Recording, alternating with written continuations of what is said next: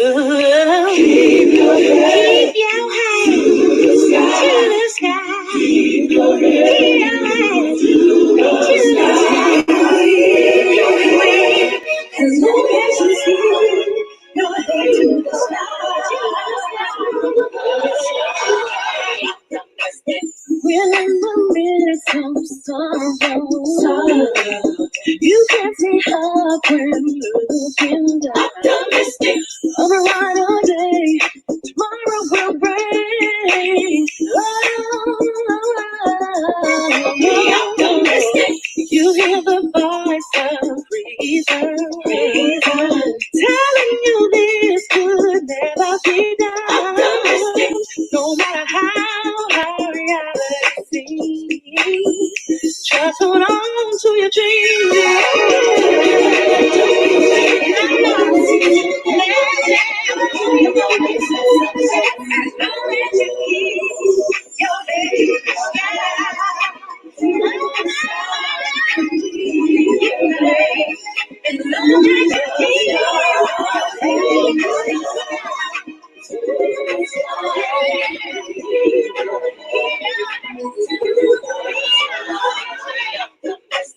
When things around you crumble, no, you don't have to stumble and fall. Keep pushing on and don't you look back. Be optimistic. I know the storms and strife cloud up your outlook. Oh Lord, just think ahead and you'll be inspired to reach higher and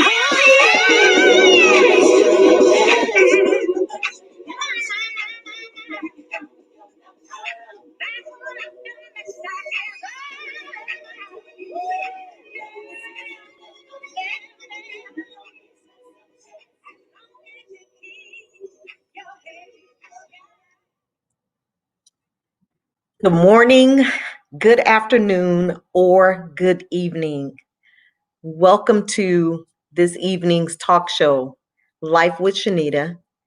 I am Shanita Connolly, and the topic this evening is how to divorce-proof your marriage during COVID-19 and beyond.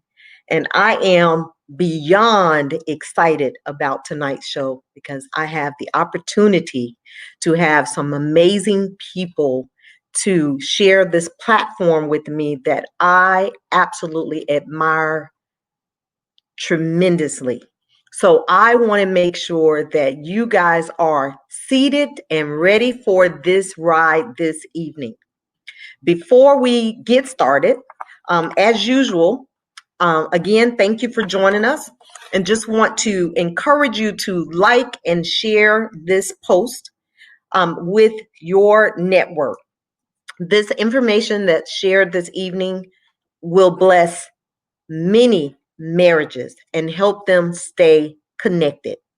That is our goal here. Life with Shanita's ultimate goal for this broadcast and in general is to see people overcome every obstacle that comes their way. What I have learned through my journey is that we can't stop the challenges that we're faced, but we can take a retrospective look and we can take a different perspective on our challenges and choose to live a vibrant life regardless to what we're dealing with. That is my goal. This series, Is Your House in Order, was prompted through the loss of my husband, and as a result of us not being prepared for that to happen when it happened almost 5 years ago.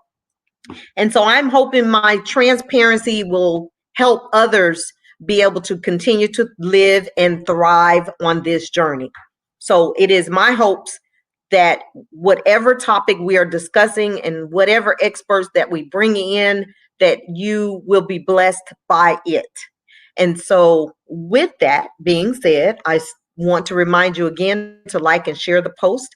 We will be raffling off a 30-minute consultation with the Pettifords tonight. And that is amazing. That is a serious opportunity for you guys to have more tools in your toolkit.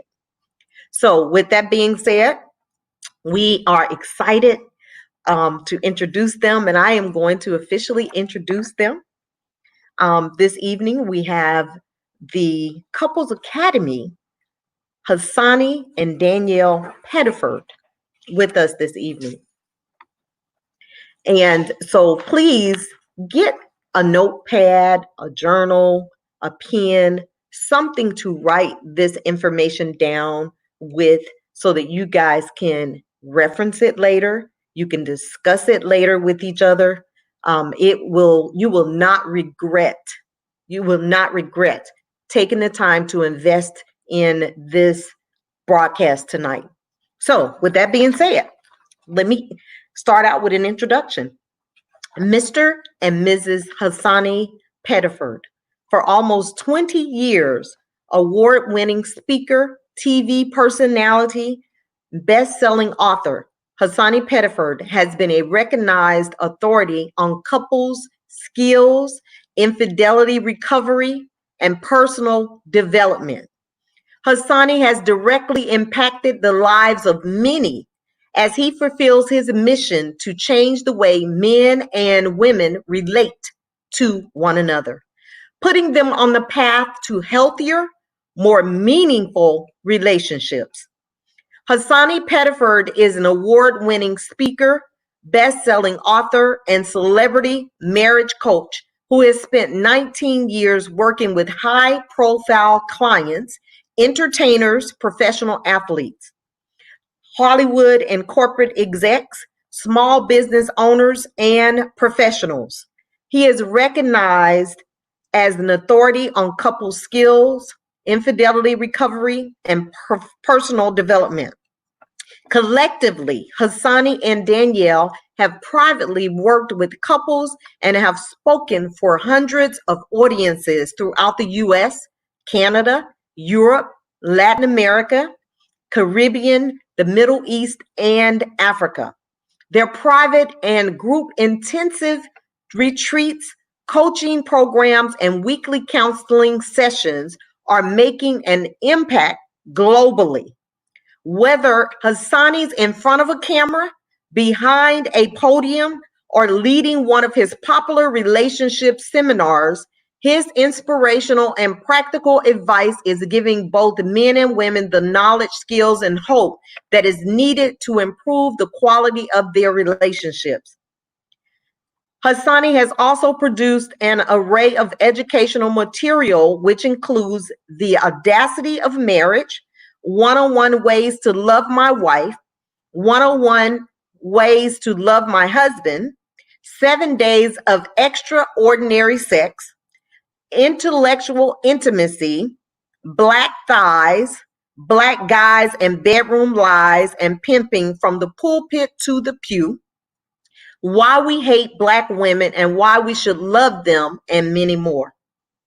Hassani's expert advice has been sought after by national print, radio, online, and television networks, including NBC, Lifetime, TLC, CW Network, BET, TV One, TBN, Wall Street Journal, Essence Magazine, Upscale Magazine, Black Enterprise Magazine, and several other media outlets.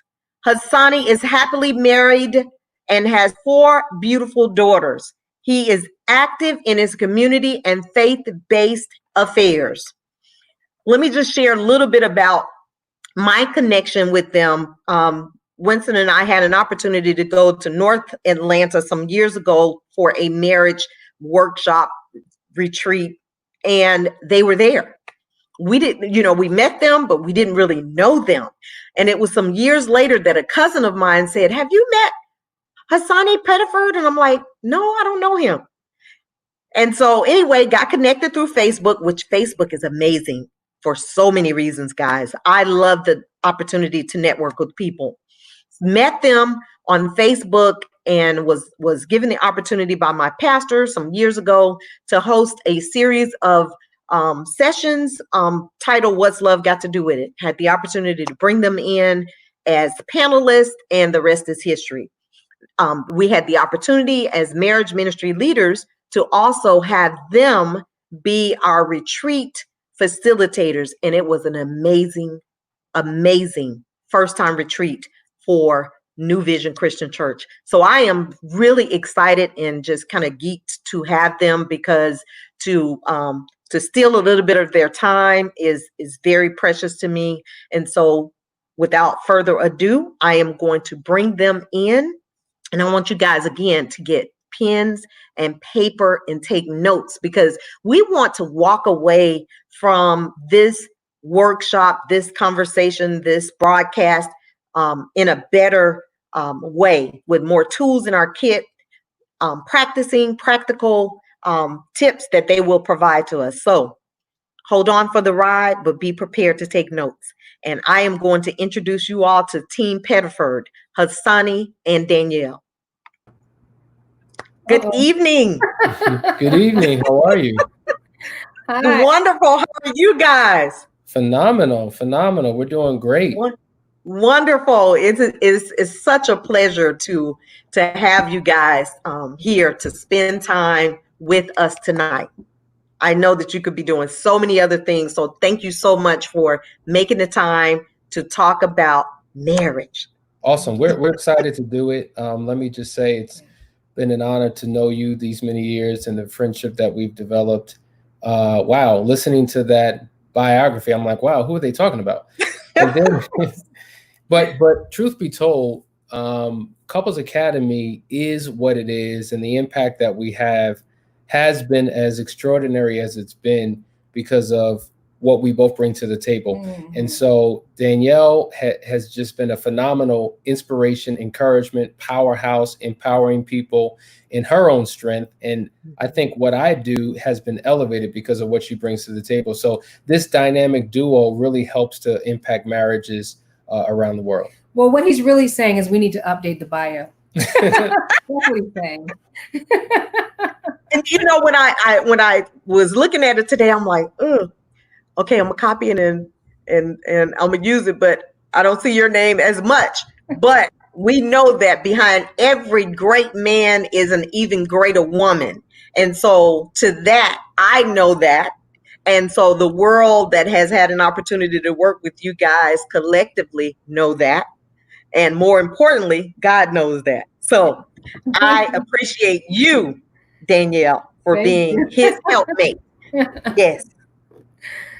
Awesome. So if you guys want to share any opening thoughts other than what you just shared, you can at this point. Otherwise, we're just going to drill right down to get to the first question. Sure. I mean, I'll open up just by saying that I think it goes without saying, honestly, that we're dealing with unprecedented times right now. And with COVID-19 and what's going on in the streets with riots and protesting, no one could anticipate what we're experiencing. The level of stress and anxiety that we're experiencing as a country is through the roof.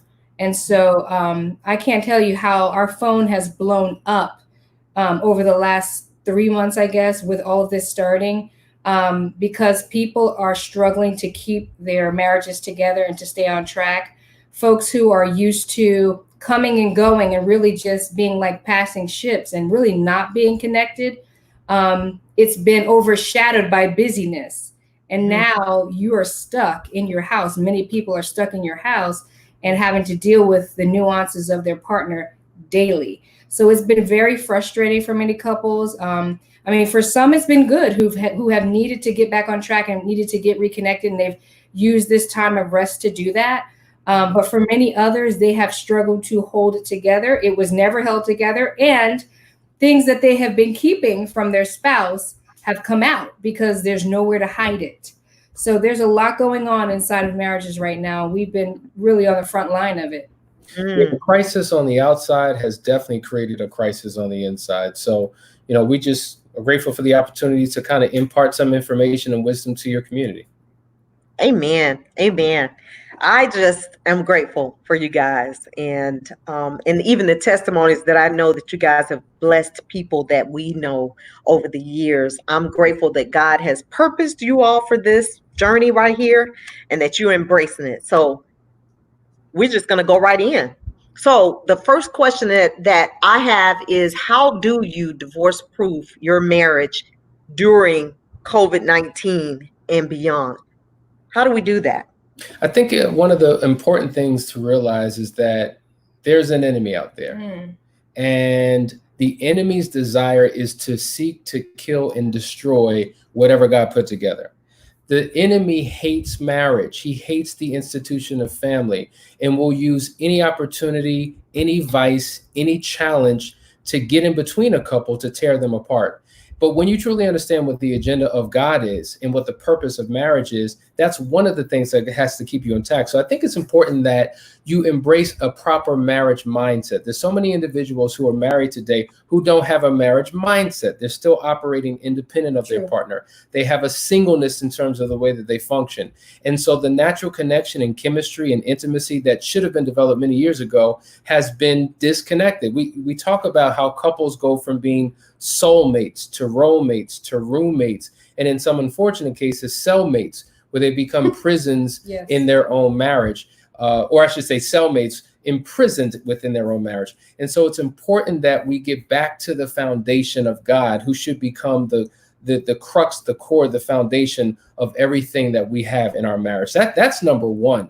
And once you get that in place and you understand what God's purpose and mission for your union is, it helps to keep you intact. Yeah. And I also think that this right now with COVID-19 and how we are forced to be home and forced to, refrain from entertaining out and being just distracted. I think this is a great time for people to get tuned into what's going on under their roof. This is what I mean by some folks are having a great time. They were disconnected for the longest. Time has always been a problem when you have work and people are going left and right, never seeing each other till the sun goes down, And so many couples have embraced this time and made it a time to reconnect, to make special moments happen that they really couldn't do before. So this could be a time of refreshing in your marriage if you take on, like Hassani said, a marriage mindset and focus on your marriage. Right. To Danielle's point, like, you can't go anywhere. You can't do anything. So why not leverage this opportunity by zoning in, digging in deep? Because this crisis really is exposing the problems that exist in people's relationships. And one of the biggest issues that people struggle with, as we all know, is communication, the inability to effectively communicate. And when you can't do that, then issues start popping up in other areas in your marriage, like sex, like parenting, and like finances. These are the things that couples struggle with the most. But when we can come together and remove all of the angst, all of the anger, all of the emotion, and we can have practical, logical conversations to work and dig through these issues, I think it'll help people really, really be able to stand on a firm foundation in terms of moving forward. That's good. That's good. The perspective of marriage, understanding what God intended for it, is key, and communicating effectively with each other. Yeah. And that, I think about respect. When I think of communication, because I heard a Caucasian lady say to me one time, because, I served in Clayton County Marriage and Family Initiative for years on their board. And we were just having a casual conversation one day. And she said, Black, and I'm going to say this the way she said it, Black women are very sarcastic to their spouses. And so when we think of communication, I think of respect. And I think we have to learn how to be respectful when we're communicating. And many times we don't think about respect and communication going hand in hand. So if we've got an issue about something, then we need to be communicating lovingly. Yes. Respectfully. Yeah. You know what? I love that point. And I think that goes into really cultural training that needs to happen, because for Black women, we are raised a certain kind of way, and nobody told us how to be soft, patient, sweet, kind.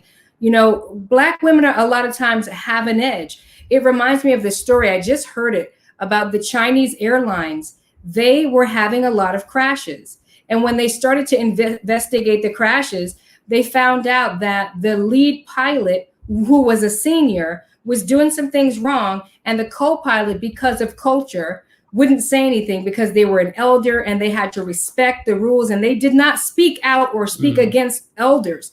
And so when they found that out, they actually went in there and did all this training and changed and shift the culture, and the crashes stopped.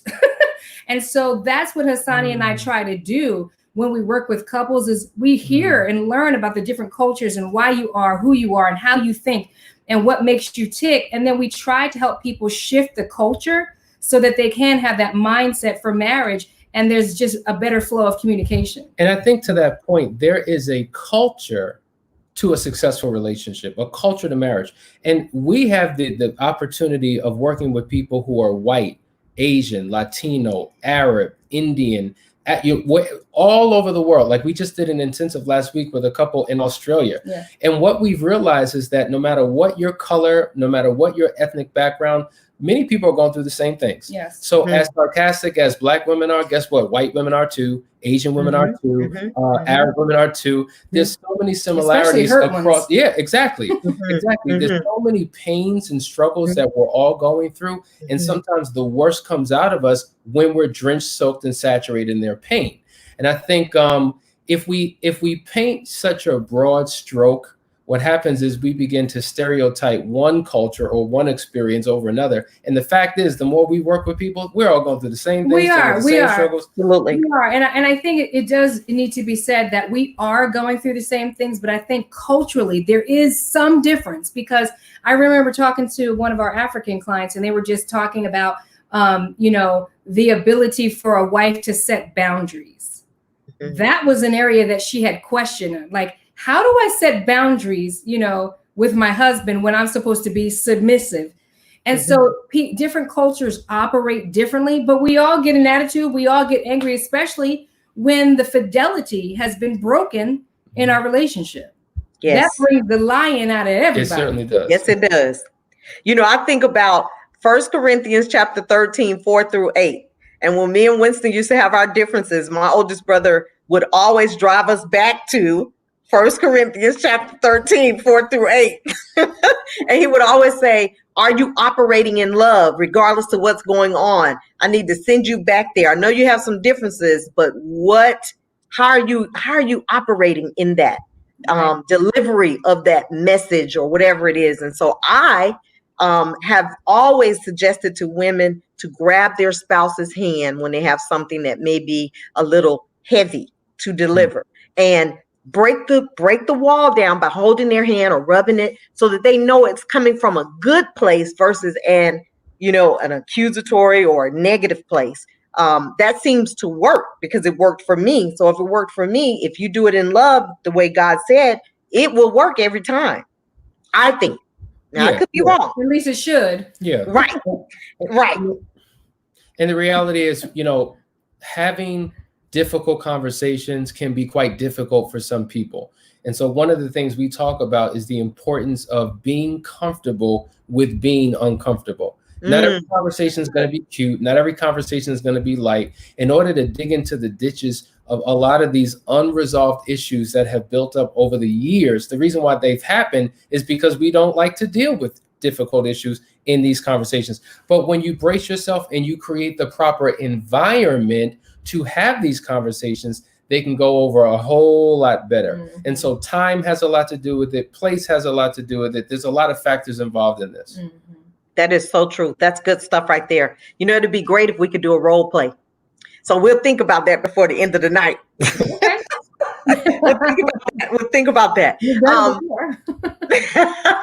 So the next question, and we have one in the comment too that I'll get to. It says, should couples have secrets, and should they have access to should they have access to each other's phone? They said and should they have access to each other's phones? Okay. No, couples should not have secrets. Okay. So I'm taking that as a loaded question, right? Because the next part of that question is, should the person have access to the other phone? And it sounds like that person is dealing with a spouse that holds secrets and keeps access away and is living a separate life. And that's not a great recipe for an open marriage. This is how you open the door for infidelity and other things to creep into your marriage when you are just not open and transparent. Hassani and I don't keep anything from each other at all. There's nothing that I don't know. And if I don't know, there's an easy way to find out about it. What do I have to hide? What conversation can he not see? So we should be completely transparent with our spouses. Yeah, one of the things we talk about all the time is giving your spouse access to all forms of communication that you have. So she has the access to my phone. She I don't need it, but not that I got it. But she has it. Right. She could log on to Facebook, Instagram, LinkedIn. She could log into my email. Actually, I was in there today. That's how I got on here. Exactly. So there's nothing that we're keeping. Here's the reality. People who have nothing to hide nothing. I love it. And so if you're hiding something, now the question is, well, wait a minute. Why are you compartmentalizing aspects of your life from me? I heard someone once said that, you know what? We all have a public life, a private life, and a secret life. The public life everyone is watching right now they're a part of our public life. But when this camera goes off and we're in our home, we're in our private life. But the secret life is what's going on in my heart and in my mind. And so if we're truly one, and if we've truly entered into intimacy, which simply means into me see, I'm allowing you to see inside my heart, I'm allowing you to see inside my mind, then there are no secrets because we're a part of each other's inner thoughts. I love it. That is so good. And that's how my marriage was. We didn't have secrets. Winston could get in my phone. I could get in his phone. We could get into each other's emails. There was none of that, and I agree with you, Danielle. We shouldn't have secrets. Why? What are we hiding from each other? If we're one, we're hiding something. Yeah. What is that about? I don't get that. But, I know everybody don't agree with us, and that's okay. But I honestly believe that is the makeup for a successful marriage when we're transparent and open. Absolutely. And I will say that, that goes back to culture too, because earlier in our marriage, I was very secretive because that's how I was raised. Like, this is my space, this is my information, and you don't need to be all up in my business was the way I was raised. So I didn't think he needed to see or have access or log into, or I didn't need to tell him everything where I was going all the time. That was something that I had to learn coming into marriage, that I had to make a shift and a transition. Marriage means open, full disclosure. Okay, I'm no longer single, I'm married. So there's a shift that needs to take place. When you get married, you you clear all the decks and you open all the windows. Genesis, there's a scripture that says, a man shall leave his father and mother and cleave unto his wife, and the two shall become one flesh. Now, in the spirit realm, when you give your vows and when you come together, you're one in the spirit. But the scripture says the two shall become. So becoming one is a process. And to her point, we come in with different family cultures and different belief systems. And sometimes we got to shed those things in order to form this bond, this oneness. And when we talk about oneness, we're really talking about intimacy in 4 areas. Because when you say intimacy, most people think sex as if it's synonymous. It's a part of intimacy, but it's not everything. There's sexual intimacy, there's spiritual intimacy, there's emotional intimacy, and there's intellectual intimacy. And when you're connected in all 4 areas, now you've entered into oneness. And that's what couples are missing. That's what they need. And that's what we teach every single day. And that's what we have. Exactly. And that's really, really good. And I think it goes back to connecting with the right person. And I think when people can't get there to that place where there are ones in all those areas, I think we connect with the wrong people many times. And so we get into this relationship with the wrong people and we're trying to work it out. And sometimes it just never works. You know what I mean? Yeah. Yeah. And also, if we're trying to connect with each other, but still have connections and attachments to people outside of this primary relationship, that also causes a problem.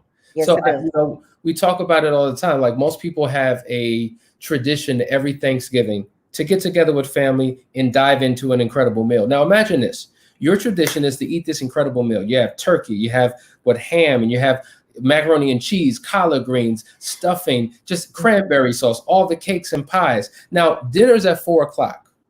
But you decide, you know what, I'm kind of hungry. I'm gonna run over to the McDonald's right quick. I'm gonna get myself a Big Mac, a large fry, a cherry Coke, and I gotta have an apple pie. So now you've eaten before the entree.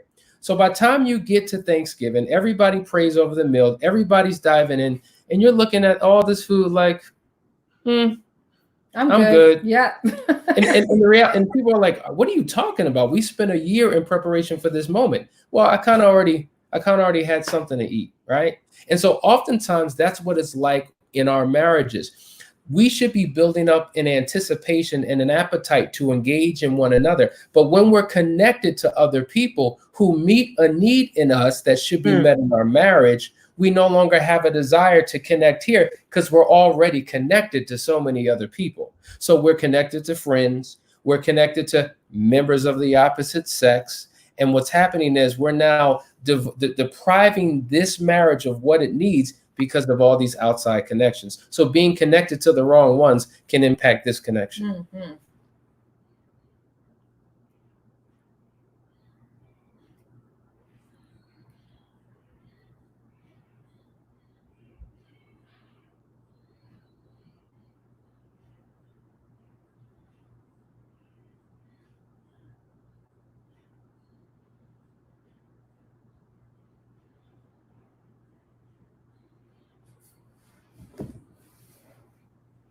I'm sorry.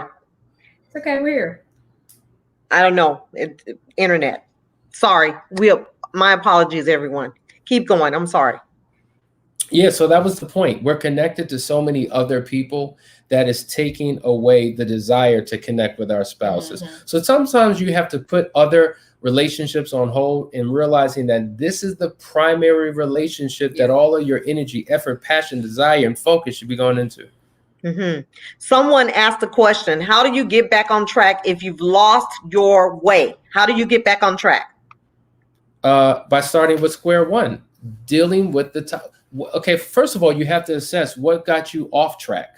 Mm-hmm. And if you begin to reverse engineer what got you off track, now you have the solution of how to get back on track. A lot of times when we get into relationships, we put our best foot forward. We're giving each other time. We're giving each other attention, affection, conversation. And over the course of time, we make a shift. Mm-hmm. We say this all the time. A lot of times people, when they say I do, they give up their relationship for the sake of the marriage.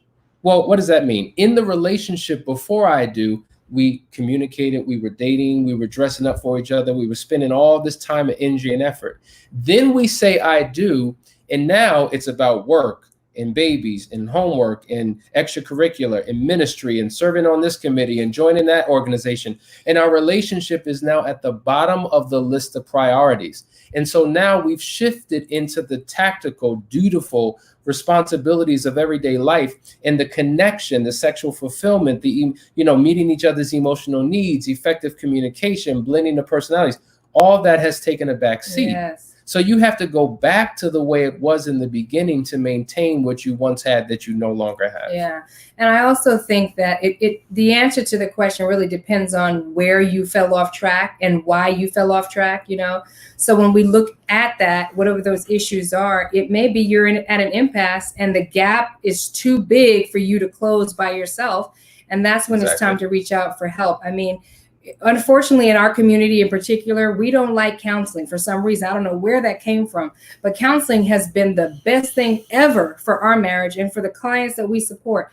And when you can't figure it out yourself, and every time you try to resolve an issue, you come into conflict, it's really time to seek some assistance. Mm-hmm. Absolutely. Absolutely. Another question that's posed here in the comment, and we've kind of talked about some of this, and I'm sure you're going to probably bring it back up, is what is the secret to a successful marriage? But before you answer that, I want to go back and piggyback off of what you said about figuring out what caused the issue and working your way back forward to get back on track. On a job, I think about a marriage or a relationship like a job. We get to a job and we want to get promoted. And I always say this, we want to get promoted on the job. So we work our butts off to be recognized, to get more money or whatever it is. Why can't we work just as hard inside the relationship for our spouses so that we get the recognition, we get the bonuses, we get all of those perks that come with that. Right.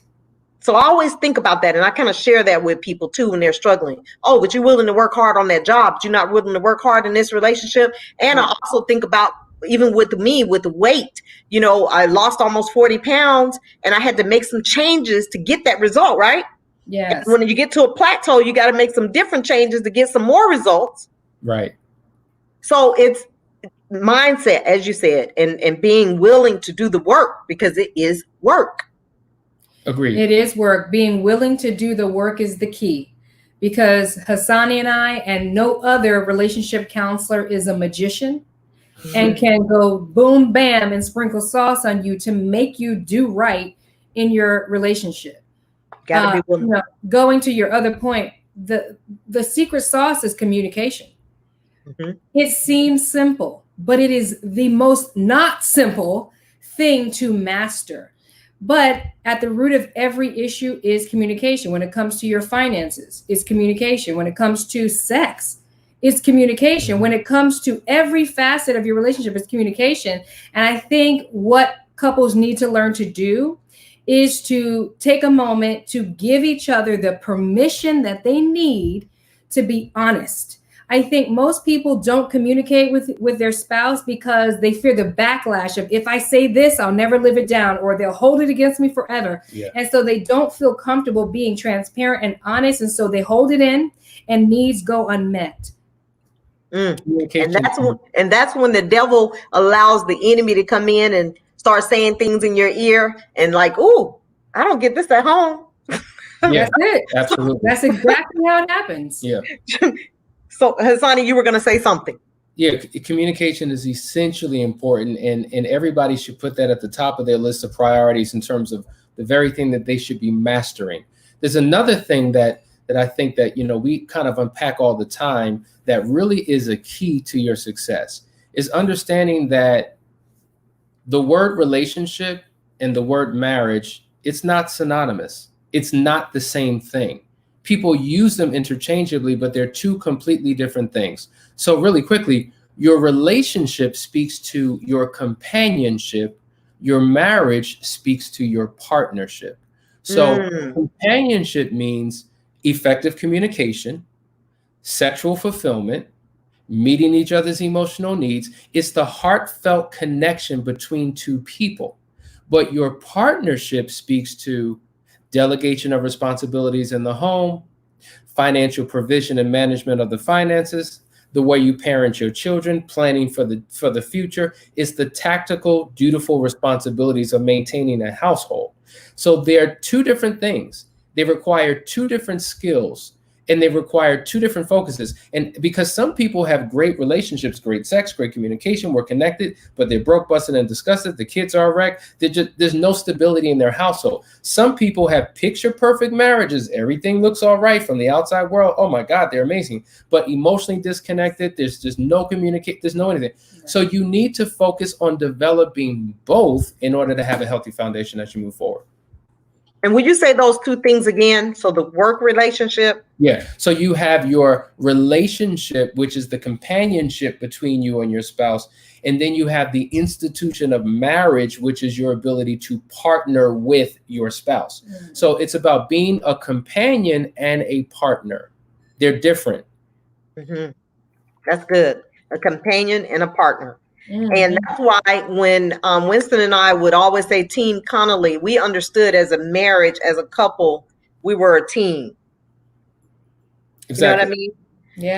Yeah. And we were working towards some common goals with the marriage, but we also knew that there were some needs that we had to meet with each other. Yes. On a personal level. Right. Exactly. Mm-hmm. That's good. That's good. The next question that someone posed was, what are some conversations that need to be had during this time? And I think we've kind of talked about a few of them, but what are some conversations that should be had during this time, especially for some fragile relationships? What kind of conversations and what types of approaches should we take with that? So to me, during these uncertain times, one of the most important conversations to have is a financial conversation. Like, where are we financially? Are we healthy financially, or are we unhealthy financially? You're dealing with millions of people who are now out of work. They're facing unemployment for the first time in their lives. And so they're in crisis. You have people who are struggling to pay bills, to put food on the table. And so, it's causing people to have conversations. Like, thankfully, God has allowed us to continue to work and to continue to do things during these rough times. But it has shifted thinking. Think about it. Like, our parents, you think about baby boomers. Baby boomers are savers, right? Based upon what they experienced in their life, they have this propensity to save. But Generation X and other generations, they're more spenders. They live on credit. And so the reality is, it had me thinking, wow, how many months of preparation do I have just if I never got another client? Like, we hear this whole idea of, 3 to 6 months savings. That's solid. Well, what happens if for the next 3 months I'm out of work, or this economy completely collapses? Then what? Are we homeless? Right. Are we destitute? What do we do? So it's given me a desire, and through our conversations, we're like, you know what? We got to hustle. We got to make this thing happen. We have to plan for our future. We have kids. We have finances beyond what's coming in today. So we've been in a completely different headspace, just in terms of where we are financially, with investments, with savings, with how we spend money more responsibly, with how we entertain ourselves. And interestingly enough, this has created a time where people who do have jobs are holding on to more money because they can't go out spending it. Where they're going? There's no date nights. There's no vacations, really. So Amazon. But there it is. That's where the money's going. Yeah. Well, that needs to stop. Yeah. So having a financial conversation is great. We've even had conversations about our health. Like, God forbid, people are actually getting sick and dying. What about our immune systems? How are we going to shift how we eat and how we focus on our nutrition and fitness? All of those things are critically important. I love it. That's perfect. I couldn't have said it any better. Healthy conversations about health is key. I just saw on Facebook today, one of my Facebook friends, him and his wife have 2 children, and he woke up yesterday morning to say good morning to his daughter. He has a daughter and a son, and the daughter said good morning, but collapsed in his arms shortly thereafter, which meant now you're going to the ER. Only one parent can go with the child. You're up all night wondering what's going on with this healthy child of ours. Our world is turned upside down. So you're right. What things do we need to do to focus on being healthy? You know what, Shanita, what's powerful, we have a client that we were doing some counseling with, and halfway through the journey, they both caught COVID-19. They both had, literally they were in the hospital on respirators. And so they had to communicate, and they obviously, thank God, they're out of it. But they had serious conversations. Like, this was a couple on the verge of divorce because of infidelity. So it wrecked their world. But the fact that I may lose my life, now they're having conversations about wills. And if I never see you again, I want to be able to extend forgiveness. And what about the children? And what about this? Like I said, this crisis on the outside either has created a crisis on the inside or has helped people to realize what's truly worth fighting about. Like, we're fighting about all these miscellaneous things, and there's real situations happening outside that can impact us in a tremendous way. So true. Yes, indeed. Is your house in order? Wow. Yeah. That has been the mini series. It will put things in perspective for you when your loved one gets ill and you think they're gone for the rest of your life, It'll put things in perspective for you. So Absolutely. that's good right there. And the next question that I have, which is the last question, unless there's some more in the comment section, says, what are some fun things couples should be doing, or during this COVID-19? What are some fun things we can do to that's inexpensive, that still provides that social outlet as a couple? Yeah. Well, social media is amazing. You said that earlier. And I don't know if you noticed, but every time you turn around, there's a new show popping up. There's a new webinar, a new webcast. We just did one. It was called the Audacity of Marriage Virtual Experience. It was 3 days. We sent out packets. It was free to participate. There's so much of that going on. We just signed up for one. We got a big box in the mail that had all kinds of trinkets and goodies. So there's a lot of opportunities right online if you just look for it. But it really just depends on your finances and what you got. Hassan and I have decided to bring it all home. We're watching movies outside. We're doing picnics outside. We're barbecuing outside. Like, that's right. If you have outside, take advantage of outside. But you just really got to get creative. Yeah. There's also a company out there. I wish I had the name of it. And maybe, Shanita, I'll get it to you later and you could get it to your people. Okay. But literally, they send out packages. Fantasy Box. There it is. Fantasy Box. Look it up. And they just send out activities and scavenger hunts and things for you and your family to do together during these times to keep you out the streets, because folks have forgotten that COVID is real. It's real. It's a real threat. They out there throwing frisbees and playing with the dog. They out there licking ice cream with no mask. And the COVID rate is going up and through the roof. Yeah. Yes, it is. And check it out. If you're broke or in a situation where finances are tough, Netflix is $14.95. Netflix. Okay. You can watch Netflix. You can watch Hulu. Yeah. Like, we walk in our neighborhood. We've become more active and healthy as a result of it, because to her point, we can't be out socially engaging with other people. Mm-hmm. So it's kind of shifted our focus in terms of just going on walks and talking. Yeah. You know what I mean? Just engaging. Right. Turning our backyard into an oasis and then just enjoying that and just paying attention. Like, when you're forced to slow down, you begin to pay attention to things that you like. You appreciate other things. All types of things. Started a garden. There's so many things that you can do. There's so many things you can do. And I think the last point, don't forget to work on your marriage. Hassani and I believe in a date night and a work night or day. And don't forget that, because you have all the time in the world now to work out little kinks. And this is the time to do it. Make sure that you spend some romantic time. Make sure that you spend some working on the mess time. And then you'll be all right. Mm-hmm. And I really love your extraordinary sex. Is it what was it called? It's 7 days of extraordinary sex. And we used to participate in that, when Winston was here. And so I think that couples forget that that's a way to bring you back together too, is to be lovingly intimate with each other, and have sex. Get back, sleep naked. You remember I think I said that in the retreat. Sleep without clothes, and just be loving with each other. Just meet up for a date night in the bed. We might need to do an extraordinary sex challenge again. That's a phenomenal idea. He does think it's a phenomenal. We haven't done it, I don't think, in about a year. 7 days of extraordinary sex. Shanita?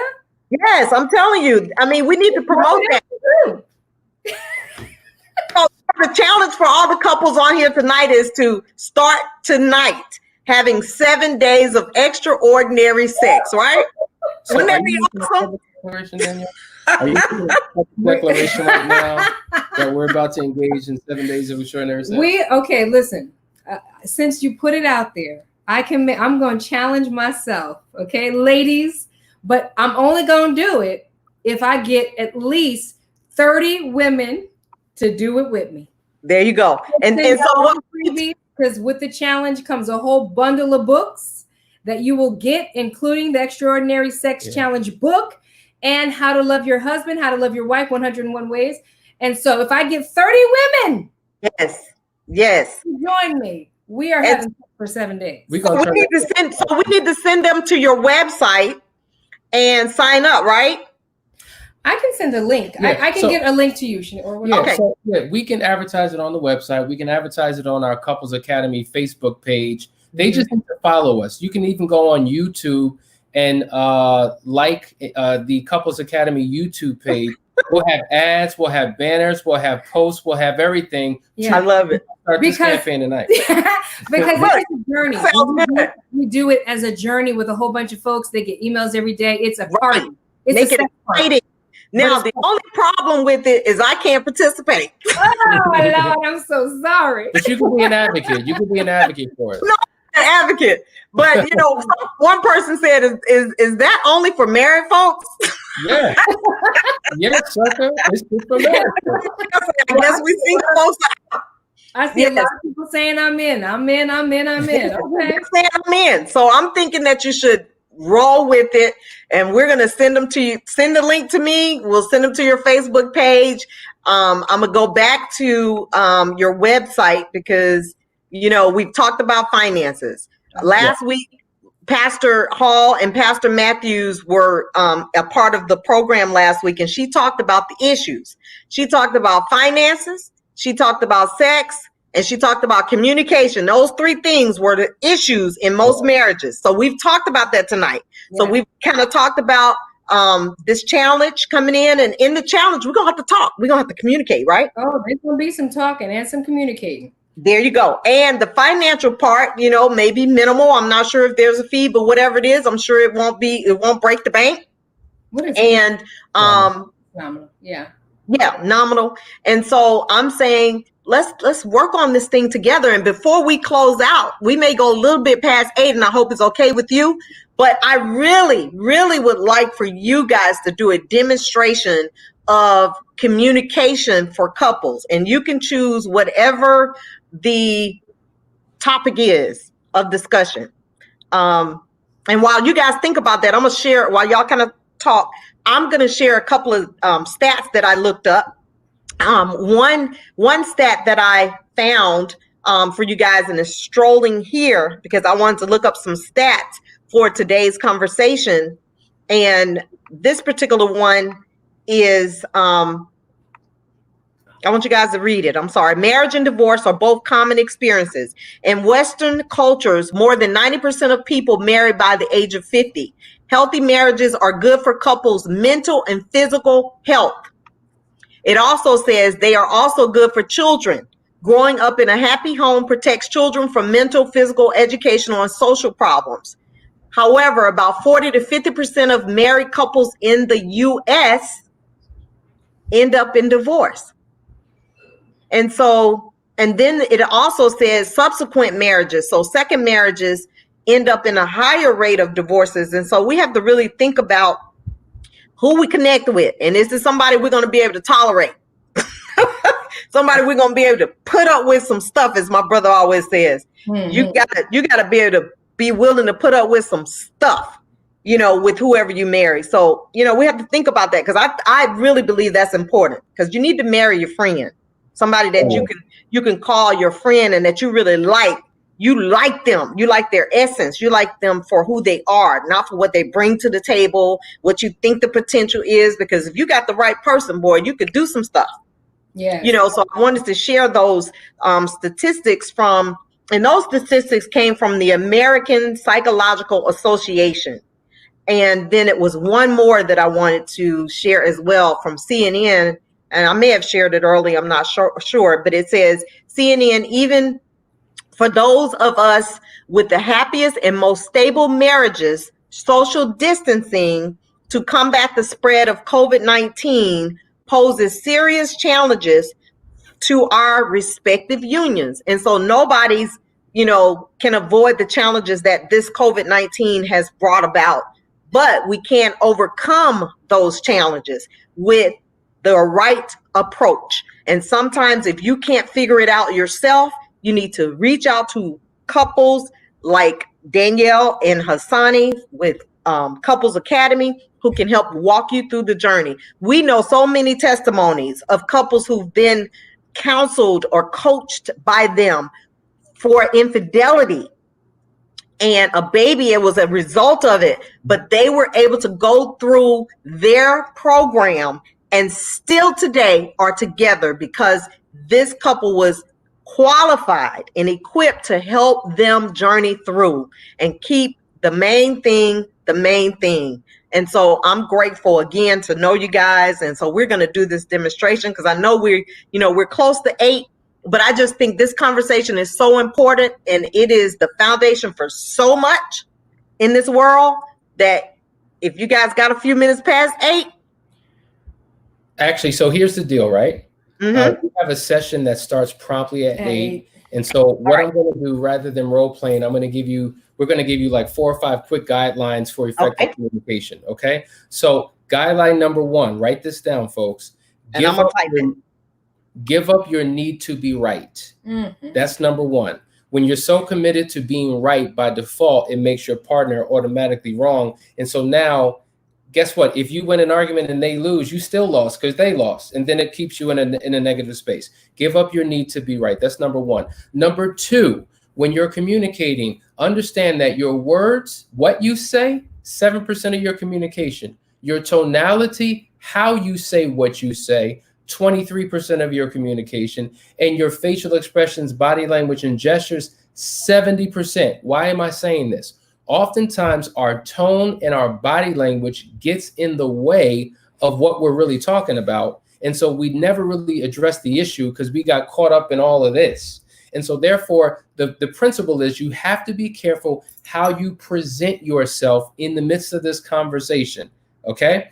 Number 3, if you reach a point where it becomes emotional, take a break, take a pause, go your separate ways, then come back together when you're in a sound state. Why?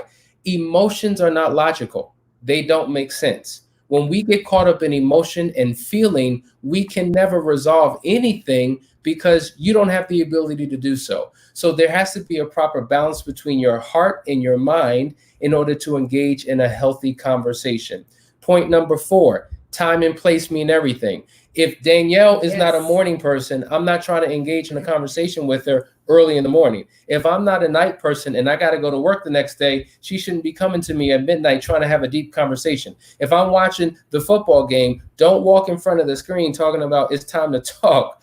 No, it's about time and place. Give us both time to prepare for the conversation, to be fully engaged, fully involved, so we can give ourselves the best of who we are to resolve that particular issue.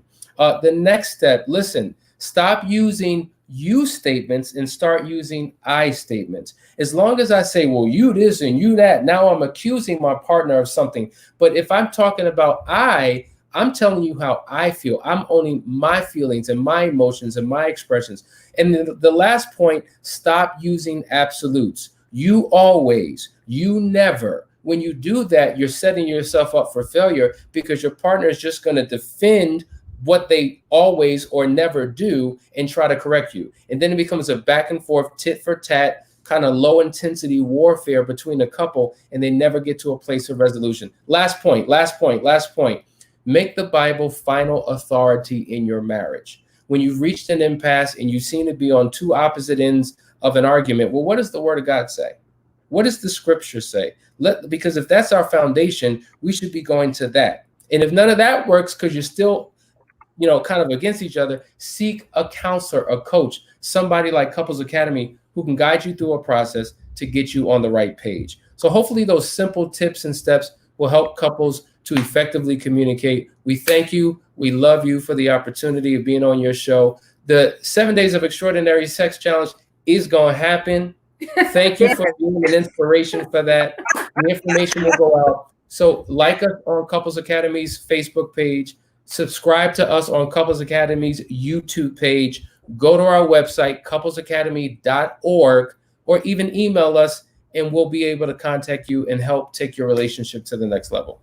I love it. And so many people have said they're in. So as soon as you send me the information, I will put it out there and I will help advocate for this because I truly know that it works because I've experienced it. So love you. Thank you guys. Love you guys too. And you guys have an amazing rest of your day. Okay, so guys, I hope that you guys enjoyed that conversation with the Pettifords. And I'm sorry I ran them in real close to their appointment time. But the challenge is on.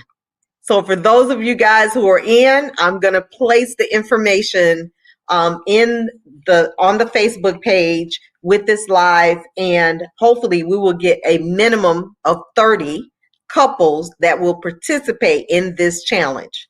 And so to our single couples, maybe work on saying I do to the right person. But before we close out, I have a poem that I want to share.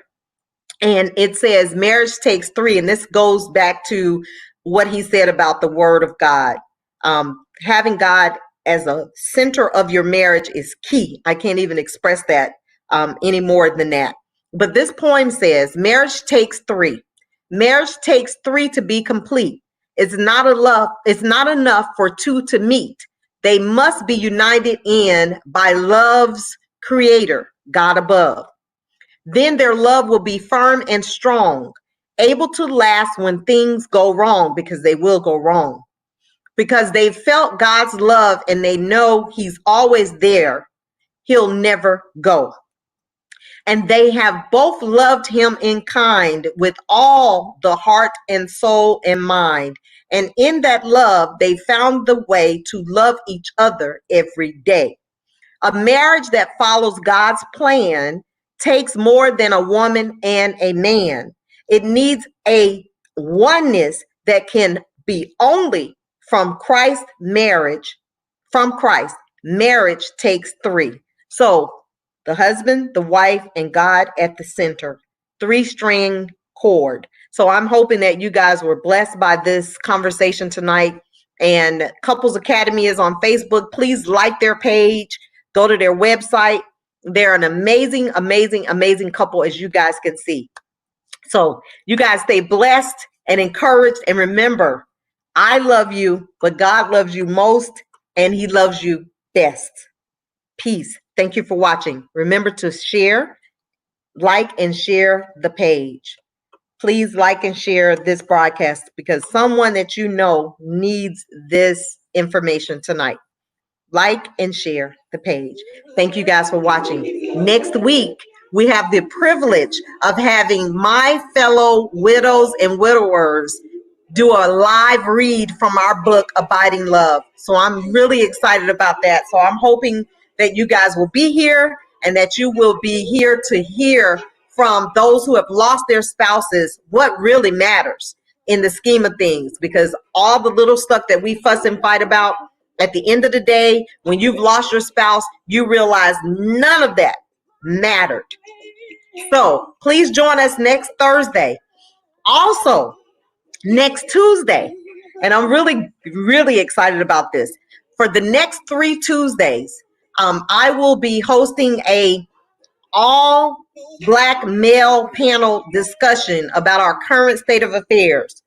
And one of the reasons I am doing this is because if my husband was here, he would be having a serious conversation about the issues that we're dealing with the injustices. So I am so excited to have some phenomenal men share the panel with me for 3 consecutive Tuesdays, starting next Tuesday. Please tune in because it is going to be amazing.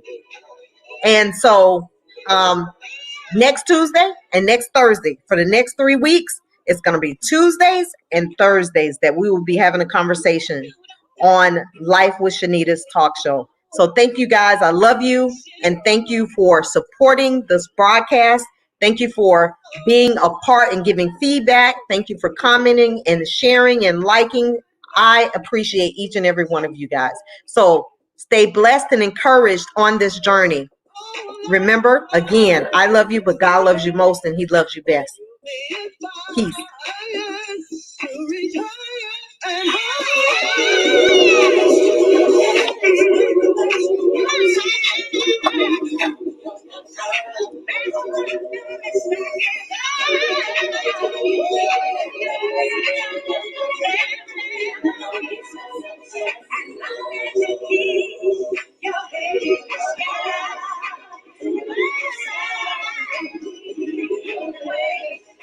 Don't